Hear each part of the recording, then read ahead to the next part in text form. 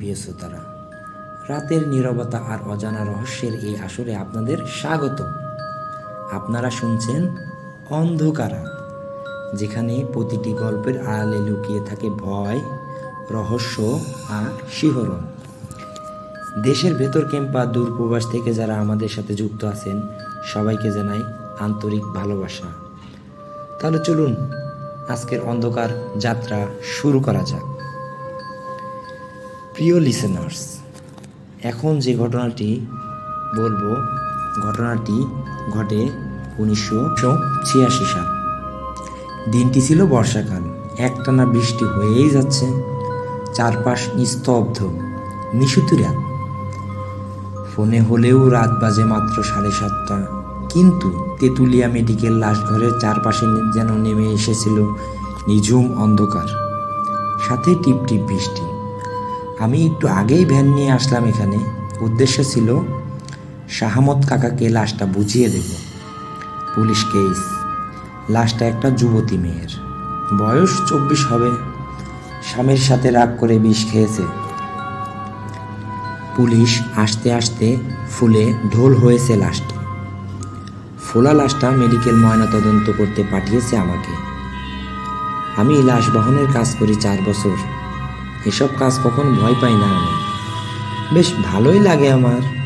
অনেক দূর থেকে লাশ নিয়ে আসতে হলে আমাকেই ডাক পড়ে। অবশ্য টাকাও কম পেতাম না। প্রতিটা লাশ টানার জন্য 600 থেকে 700 টাকা পেতাম।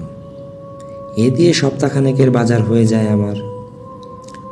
তো আমি মর্গের বাইরে অপেক্ষা করছি শাহামত কাকার জন্য। কাকা আসলেই ওনাকে লাশটা বুঝিয়ে দিয়ে চলে যাব। এভাবে প্রায় সময় আমাকে মর্গের বাইরে বসে থাকতে হয়। সরকারি চাকরি করে শাহামত কাকা, তাই কোনো সময় আসে সেটার কোনো ঠিক থাকে না, আর লাশ ফেলেও রাখে, যাবার উপায় নেই। শাহামতের হাতের আঙ্গুলের ছাপ একটা সরকারি কাগজে নিতে হয় আমাকে। এই ছাপের জন্য প্রায়ই আমাকে বসে থাকতে হয়। এই অপেক্ষার সময় বিড়ি খেয়ে কাটিয়ে দিই। 5 দিন আগে একটা লাশ নিয়ে এসেছিলাম, সে সময় বেশ টাকাও পেয়েছিলাম, তাই আজকে মনটা বেশ ফুরফুরে আমার। তাই সময়টা মন্দ কাটছে না। মর্গের বাইরে একটা ছাউনি আছে, সেই ছাউনিতে বসে বসে আর একটা বিড়ি ধরালাম। বিড়ি খাবার অভ্যাস সেই ছোটবেলা থেকেই আমার।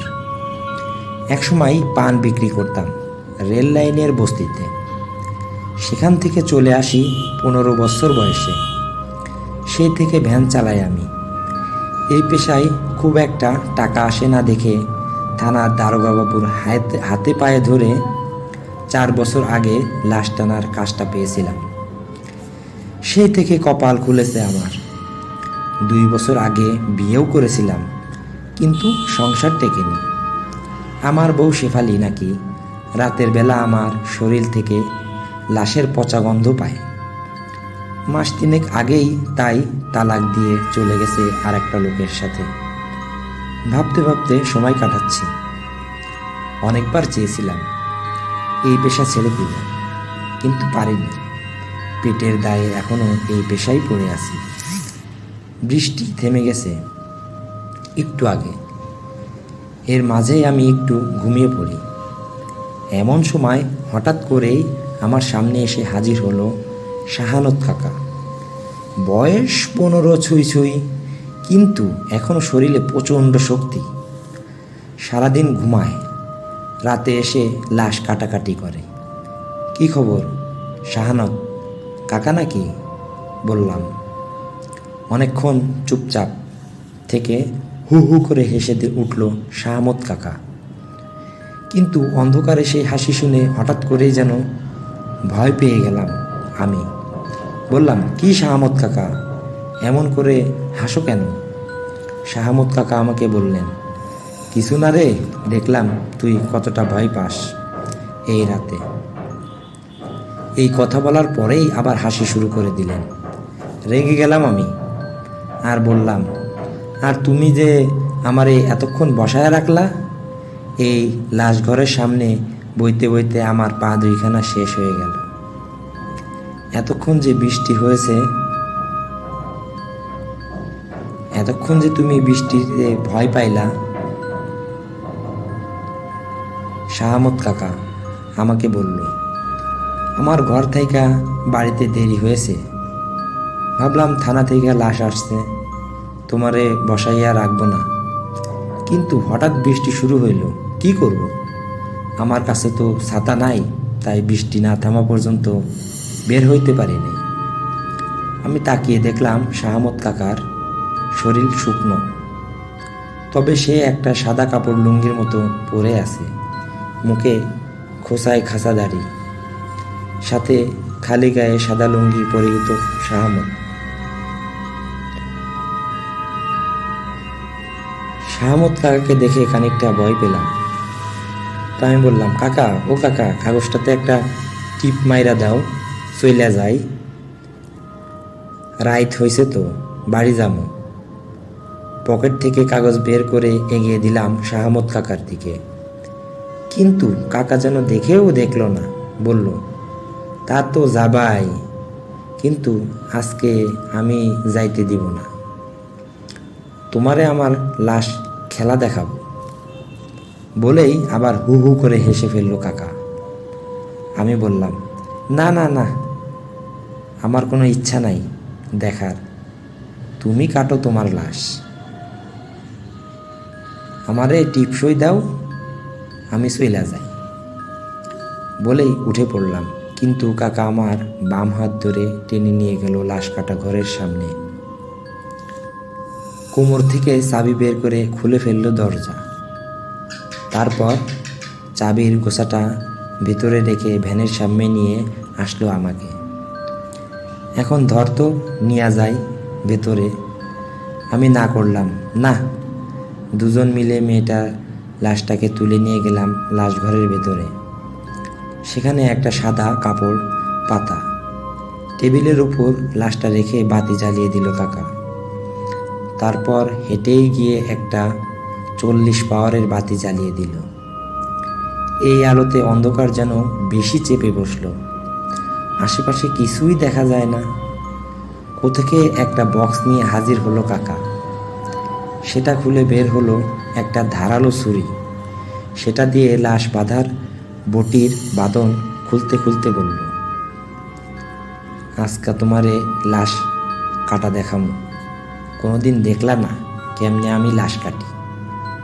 হ্যাঁ বলে হাসি হাসি মুখে তাকালো। হাসিটা থেকে হঠাৎ ভয় পেয়ে গেলাম আবার। কেমন যেন একটা চড়তা চলে কাকার মাঝে।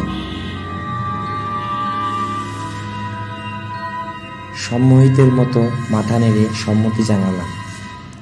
তারপর দেখতে গেলাম কি করে কাকা। অদ্ভুত একটা পরিবেশ তৈরি হয়েছে চারপাশে। এই অন্ধকার রাতে একটা স্যাঁতস্যাঁতে গন্ধ, সাথে আর একটা পচা গন্ধ ভরে গেল সারা ঘর। আমার ভয় হাত পা থরথর করে কাঁপছে। আমি তাকিয়ে আছি সামনে রাখা লাশের দিকে। গন্ধের উৎস হয়তো সেখানেই। আস্তে আস্তে 4টা দড়ি কেটে লাশের উপর থেকে পাটি সরিয়ে ফেলল। তারপর সে লাশের উপর সাদা কাফনের কাপড়টা সরিয়ে দিল। বাঁধন খুলতে গিয়ে আমিও হাত লাগালাম। উপরের দিকে কাপড়টা খুলতে গিয়ে আমি দেখলাম এক অনিন্দ সুন্দরীর মুখ। এখন ফুলে ফেপে ঢোল হয়ে গেছে। চোখের নিচে নাকের ফুটো দিয়ে চাপ চাপ রক্ত। একটা দীর্ঘশ্বাস ফেলে আমি বললাম, আহা, কত সুন্দর ছিল। এখন কেউরে ছুঁয়েও দেখব না। একদিন হয়তো কতজনরে বিয়া করতে চাইতো, নিজের বউ বানাইতে চাইতো। আজকে হেরাও স্বপ্নেও পাইতো চাইব না।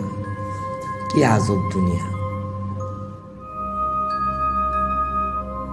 নাসামত কাকা খ্যাক খ্যাক করে কেশে কাকা বলল, আরে 2 পয়সার দাম নাই, জিনিস লইয়া মানুষের ভাব কত। ধরে দেখো না, এই মাংস এখন কাউরে দিলেও নিব না, কিন্তু দুনিয়াতে কত অহংকার মারে, সবসময় মাংস নিয়া। দুনিয়া সাইরা চলে গেলে কিছুই থাকবো না, বলল শাহমত কাকা। বলে আবার হাসি শুরু করলো। মনটা খারাপ হয়ে গেল, আবার এক অদ্ভুত লাগলো। কিছুক্ষণ পর পর এভাবে কেন হাসছে কাকা? কাকার এমন খিস্তি হাসি শুনে আরো বেশি মন খারাপ হলো আমার। আজকে যেন বেশি বেশি হাসছে সে। কাগজে টিপ না দিয়ে লাশ কাটা ঘরে আটকে রেখেছে আমাকে। এক নজরে দেখতে লাগলাম কাকা কি করে। কাকা একটা ধারালো কাঁচি দিয়ে মেয়েটার উন্মুক্ত শরীরের বুকের মাঝখান থেকে ধরে এক টানে সোজা কেটে ফেলল নাভি পর্যন্ত। সাথে সাথে ফিনকি দিয়ে ছুটল রক্ত পড়া। কত থেকে এক গ্লাস পানি এনে ঢেলে দিল সেই রক্তের উপর। সাথে সাথে ধুয়ে পরিষ্কার হয়ে গেল অনেক রক্ত। জীবন্ত মানুষের অপারেশন করতে অনেক কষ্ট, কিন্তু মরা লাশের অপারেশন করা অনেক সহজ। এরপর সে লাশের দুই দিকে সুই দিয়ে চামড়া টান টান করে ট্রের সাথে লাগিয়ে কাটা শুরু করল। লাশের বিভিন্ন অঙ্গ প্রত্যঙ্গ। লাশের শরীর ফোলার কারণ বোঝা গেল এবার। মেয়েটা অনেক মোটা ছিল, সারা চর্বি ভর্তি। এই চর্বিগুলো হলদে আকার ধারণ করেছে মরার পর। সেই চর্বিগুলো কেটে কেটে একটা বালতিতে ফেলে দিল শাহমত কাকা। অনেক দিনের অভ্যস্ত কাকা, অনেক নিখুঁত হাতে একটা করে অঙ্গ প্রত্যঙ্গ কাটছে খালি হাতে। তার একটা ওজন যন্ত্রের উপর রেখে ওজন নিচ্ছে, তারপর টেবিলের আরেক পাশে সেই অঙ্গগুলো রেখে দিচ্ছে সাজিয়ে। হাঁ করে তাকিয়ে দেখলাম আমি। কোনোদিন লাশ কাটিনি, আজকেই প্রথম দেখেছি। কিন্তু খেয়াল করিনি কখন পায়ের কাছে একটা কুকুর এসে পড়েছে। হঠাৎ পায়ে একটা হালকা ছোঁয়া পেতেই ভয় পেয়ে গেলাম। তারপর টেবিলের নিচে তাকিয়ে তাকিয়ে দেখি কয়েকটা সাদা রঙের কুকুর সেই টেবিলের তলায় রাখা চর্বিগুলো খাচ্ছে। কাকাকে সেটা বলতে যেতেই কাকা হাসি মুখে তাকিয়ে বলল, আরে ওই জিনিসটা অনেক প্রিয় ওদের। ওদের তো ভালো কিছু খাইতে দিতে পারি না, তাই এখানে আসলেই ওরা হলুদ জিনিসটা একটু খায়। আগে বকা দিতাম, কিন্তু চিন্তা করলাম তারা যখন এই জিনিসটা এতই পছন্দ করে তাহলে কিভাবে খাইলে একটু, বলে আবার হেসে ফেলল কাকা। এবার কেমন যেন গা খুলে উঠল। আমার খেতে দিতে হলে ময়লা খাবে, তাই বলে মানুষের চর্বি খাবে? এগুলা কেমন পোষা কুকুর। নাক মুখ মুচকে আবার নিচে দেখে নিলাম। কুকুরগুলো তখনও খেয়ে চলেছে চর্বি। আস্তে আস্তে কাজ করে চলেছে কাকা। সব অঙ্গ প্রত্যঙ্গ প্রায় কাটা শেষ। এমন সময় কি যেন চিন্তা করে কাজ থামিয়ে দিলেন কাকা।